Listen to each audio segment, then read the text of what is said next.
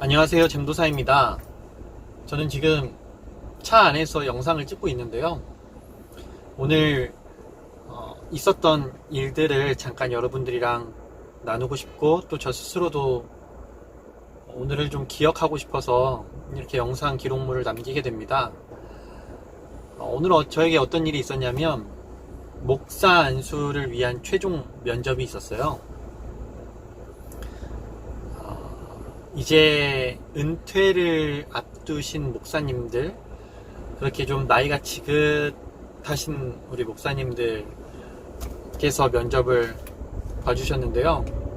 그분들이랑 이야기를 나눈 것들을 다시 생각해 보면서 나는 어떤 목사가 되어야 할까, 그런 생각들을 좀 정리해 보고 싶습니다. 그 목사님들께서 저에게 어떤 질문을 하셨냐면, 최전도사는 좋아하는 찬송이 뭔가, 그 찬송 한번 1절만 불러보게, 이렇게 하셔가지고 제가 91장 슬픈 마음 있는 사람을 불렀습니다. 왜 그걸 불렀냐면요, 여러 찬송이 생각이 났지만 갑자기 우리 아버지가 생각이 나더라고요. 돌아가신 우리 아버지가 생전에 좋아하셨던 찬송이 이 91장 슬픈 마음 있는 사람입니다. 그래서 그 1절을 완창했는데요. 노래 잘한다고 칭찬하시더라고요. 그리고 두 번째 질문은, 최전도사는 복음이 필요 없다고 하는 사람에게 어떻게 복음을 전해주겠는가, 경험을 바탕으로 이야기를 해보게 말씀하시더라고요. 그래서 저의 지난 복음전도 경험들을 생각해 보니까, 저는 극적으로 예수님을 믿은 케이스여서 복음이 제 삶을 송두리째 바꿨습니다. 제 눈빛, 표정, 말, 행동 하나하나가 예수님 믿고 나서 완전히 달라졌거든요. 그래서 보통은요, 제가 이야기해 주기 전에 친구들이 먼저 궁금해서 물어본 경우들이 많았어요. 야, 선우라, 너한테 도대체 어떤 일이 있었길래 너가 이렇게 표정이 밝아졌냐. 그러면 이제 제가 예수님을 편하게 증거할 수 있었죠. 그런데요, 이게 꼭 아는 사람들에게만 그런 게 아니라 일면식이 없는 사람들에게도 마찬가지더라고요. 뭐냐면은, 그 사람들이 저는 복음 필요 없어요, 저는 지금 행복해요 라고 말은 하더라도요, 제가 만나보니까 그렇지 않더라고요. 무슨 말이냐면, 제가 먼저 안고 있었던 문제들, 저만 알고 있었던 저의 그런 연약한 부분들을 솔직하게 털어놓고, 그 가운데 하나님께서 어떻게 내 삶에 역사하셨는지, 내가 복음을 통해서 어떻게 그런 문제들을 극복할 수 있었는지를 이야기하니까요, 듣던데요. 무슨 말인지 아시겠죠? 그 사람들이 막연하게 나는 지금 행복해 라고 생각하다가도요, 내가 먼저 저의 연약함을 털어놓고 이야기하면 사실은 비슷하거든요. 우리가 안고 살아가는 인생의 무거운 짐들이 비슷한 종류들이 많습니다. 그러다 보니까 공감을 하는 거죠. 그분들이 나는 괜찮아, 나는 문제 없어 라고 생각하다가도 제가 저의 문제를 털어놓기 시작하면 그래, 맞아, 그건 참 힘들지 라고 공감하더라는 거죠. 그때 제가 복음이 저를 이렇게 변화시켰습니다 라고 제 삶의 이야기를 하면요, 사람들이 복음을 적대적으로 받아들이지 않고 충분히 저의 이야기와 저의 논리를 존중해 주더라는 거죠. 이제 복음을 듣고 받아들이고 예수님을 주와 그리스도로 영접하는 거는 다른 문제입니다. 왜냐하면 그것은 하나님의 능력으로 되는 일이기 때문에 제가 어떻게 할 수 없는 부분이고요. 다만 저는 복음을 전하는 자로서 어떻게 복음을 진실하게 그리고 성실하게 증거할 수 있을까? 그게 이제 저의 숙제인 것이죠. 복음을 받아들이냐 받아들이지 않냐, 이것은 하나님께서 하시는 일입니다. 그렇게 생각해야 복음 전할 때도요, 지치지 않고 롱런할 수 있습니다. 그게 나에게 달려있다고 생각하면 오래 복음을 전할 수 없습니다. 계속해서 부딪히는 거절에 내상을 입거든요. 그러니까 하나님의 영역이다.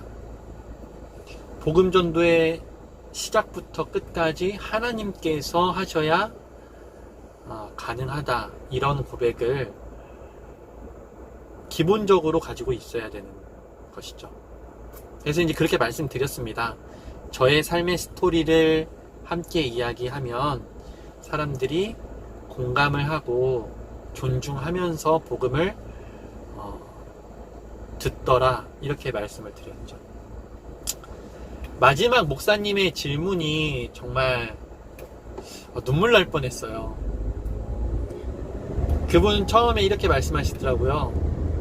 예, 아니요로만 대답하십시오 라고 말씀하신 다음에요, 최 전도사님은 이제 목사 안수를 받으면 어떤 어려움이 있더라도 포기하지 않고 끝까지 그 길을 가겠습니까?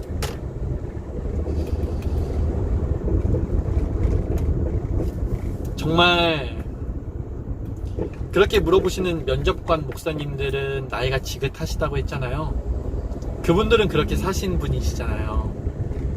얼마나 어려움이 많았겠습니까? 얼마나 포기하고 싶은 순간이 많았겠어요. 정말 감당하지 못할 것 같은 그런 강도의 시험이 얼마나 많았겠습니까?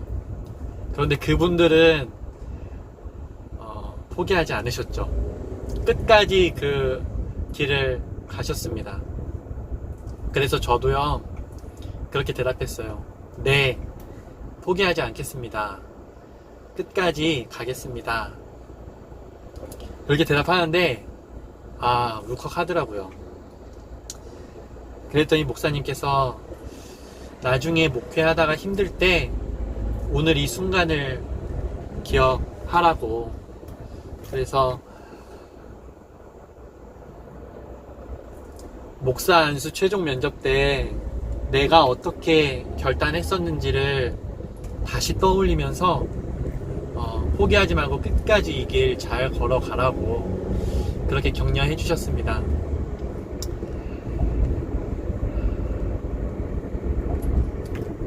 저는 이제 잼 목사라고 해야 되나요? 어떻게 해야 되죠? 네, 잼도사 호칭 그대로 계속 가져가고 싶어요. 저는. 왜냐면 이 이름을 우리 교회 학생이 지어줬어요. 이제 한 친구가 저한테 맨날 도사님 그렇게 불렀었거든요. 그런데 제가 잼이라는 단어로 앞으로 부서 사역의 핵심 가치들을 4가지로 정했어요.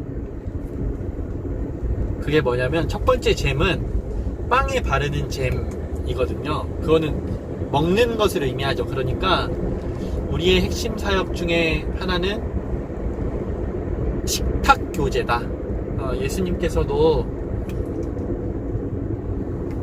식탁의 자리에서 사람들과 함께 교제하시고 또 말씀을 가르치셨잖아요.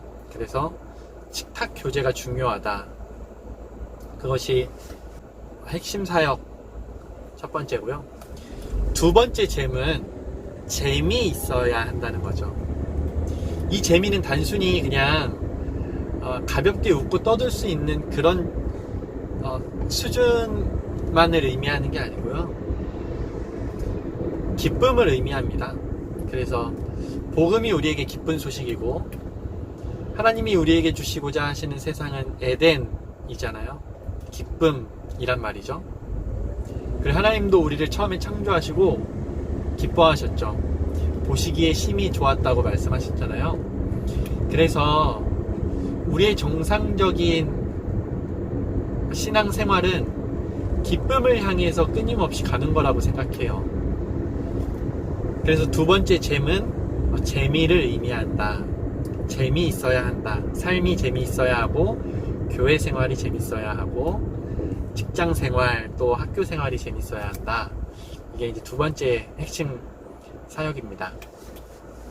세 번째는요, 영어로 재미, GEM, 보석이라는 뜻이잖아요. 그래서 너는 존귀하다. 존귀한 존재이다. 그래서 자존감을 높여주고 스스로를 무가치하다고 생각하는 사람들에게 그렇지 않다. 여러분을 구원하기 위해서 성부 하나님은 예수님을 희생하셨잖아요. 그러니까 우리는 예수님 짤이거든요.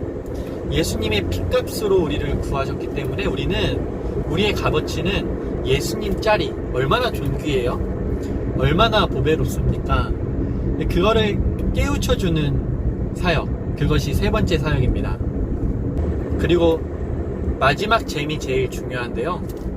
이것은 모든 성경의 핵심이라고 할 수 있습니다. 바로 하나님을 사랑하고 이웃을 사랑하기를 내 자신과 같이 사랑하라. 그래서 love God에서 G, love everyone 에서 E, 그리고 마지막에 love myself M 에서 하나님을 사랑하고 이웃을 사랑하는데 내 자신과 같이 사랑하는 것, 그것이 우리의 소명이다.